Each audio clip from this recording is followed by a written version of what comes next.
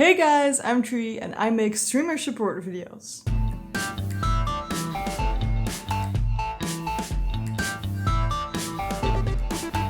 Today we're gonna take a look at the Blerp extension. I will do a review first and after that we're gonna set up this extension.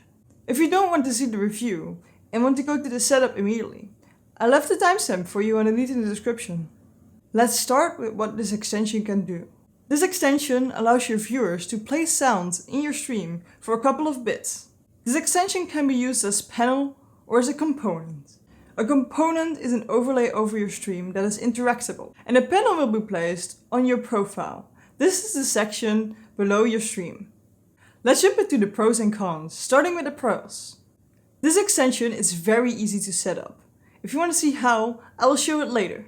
Secondly, this extension will give you viewers an extra method to interact with the stream, so they feel more a part of it. Thirdly, this extension will allow you to set audience ratings, so if you have a family-friendly stream, you can set it to block all mature sounds. And last but not least, you can make your own collections, so you can decide which sounds will be played on your stream and which aren't. There are a few cons to this extension though. If you don't set your cooldown right, people might spam the sounds.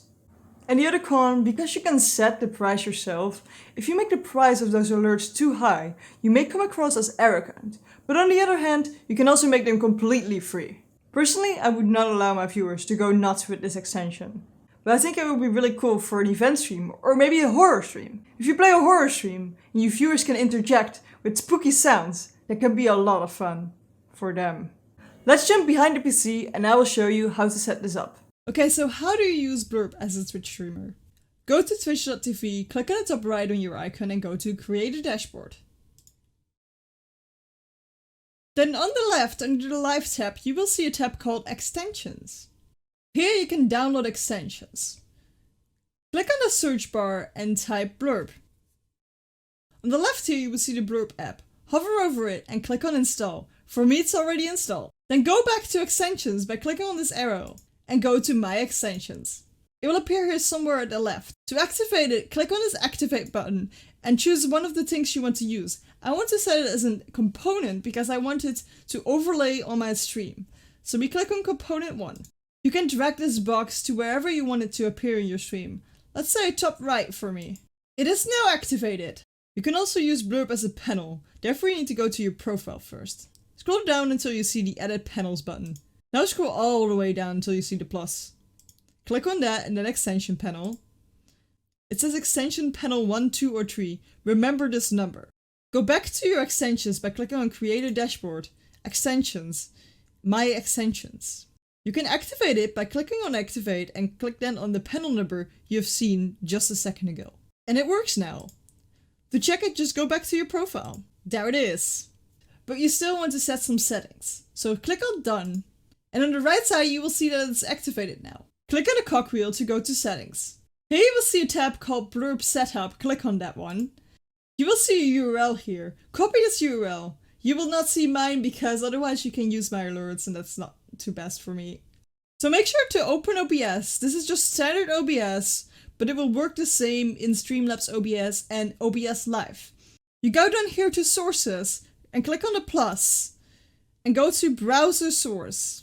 You can name it whatever you want, but I think it's convenient to name it Blerp. This screen will open and you need to paste the URL here. You can set the width and height to whatever you like the alert to be. I like my tiny, so mine is at 400, 200, but you can also make it fill the whole screen.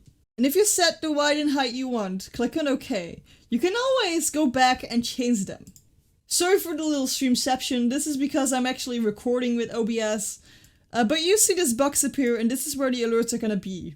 So what we can do now is go back to Twitch and click on this test audio button. Okay, the audio is working. You see the alert multiple times. Just because I'm recording in OBS, it will actually pop up once in your stream. And you can see how big it is. If you want it bigger or smaller, you can adjust the size. So go back into Sources, right click on the Blerp source and go to Properties. You can set the width and height here, so you can just make it bigger. So if you want 800 by 400, you can do that too. And if we test it now, Captain Timo on duty. It is way bigger. If you did it right, it will also say that it's connected right here. Now we're going to the next settings, which is general settings. Here you can set the amount of bits people have to pay to trigger an alert. Standard it's on 15, but you can set it on whatever you want. You can even make it free or super expensive. I think this all depends on your size. If you're a huge streamer, you will probably want it a little bit higher. And if you're just starting out, I wouldn't recommend asking a lot of bits for the alerts and getting it on 1, 5, or 10. Then underneath that, you see the global volume. If you think the alert is too loud for your stream, you can adjust it here by dragging this bar to the left. You can also set a cooldown for people right here. This means that they won't be able to trigger an alert again in 30 seconds. We can hire this to make it 200 seconds, but we can also make it 0 seconds, which means that people can basically just spam them. Then we have audience rating. If you have a family-friendly stream, I recommend you to set this at least on PG-13. What this does is it will not trigger any sounds that are rated higher than the rating you picked here. So if you have a PG rating, it will not give you mature sounds. And the last general setting is post in chat. If this is on, it basically just means that the bot will send a message in your chat saying that an alert has been triggered. If this is off, it doesn't do that. Then you have the history tab. In here you can see which alerts have been triggered by who. Then you can set specific boards by clicking on this button. Some boards will appear up here. If you want some other ones, you can search them in here. What this is basically a collection of sounds. So this board, Happy Birthday, has happy birthday sounds. So sounds for somebody's birthday.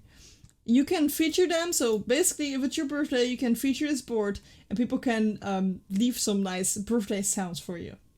And then the last setting is subscriber settings. So what this does is basically letting your subscribers buy a bulk of sounds. So you can set a separate price for that as well. That is how you set up the Blerp extension. If you have any questions, leave them down below in the comments. Don't forget to like, subscribe, click the little bell icon, and I will see you in this next video.